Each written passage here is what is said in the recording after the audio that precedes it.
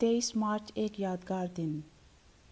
آزاد کے بابا جھیل میں کشتی چلایا کرتے تھے اور سیر و تفریح کی غرض سے آنے والوں کو جھیل کی سیر کراتے تھے۔ یہی ان کا شوق تھا اور یہی ان کا روزگار۔ 23 مارچ کو ملک بھر میں عام تعطیل تھی۔ یہ وہ تاریخ تھی جب 1940 میں لاہور میں قرارداد پاکستان منظور ہوئی تھی اور پھر برصغیر کے مسلمانوں کی کوششوں اور قربانیوں سے عظیم الشان ملک پاکستان وجود میں آیا تھا۔ آزاد کشتی چلانے میں اپنے بابا کی مدد کرنے کے لیے جھیل پہنچا تو اس نے اپنی عادت کے مطابق سب سے پہلے اپنی کشتی کی صفائی ستھرائی کی اور پھر اس کے اوپر پاکستان کا سبز ہلالی پرچم لہرا دیا۔ یہ جھنڈا اسے امی نے کپڑوں کے ٹرنک سے نکال کر دیا تھا۔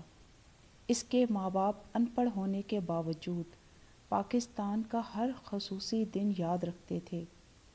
آج جھیل کی سیر کے لیے آنے والے لوگوں اور خاص طور سے بچوں نے آزاد کی کشتی کو ہی ترجیح دی۔ آزاد اور کشتی میں سیر کرنے والے لوگ، خاص طور پر بچے، بہت خوش تھے۔ یہ دن ہر لحاظ سے ان کے لیے ایک یادگار دن تھا۔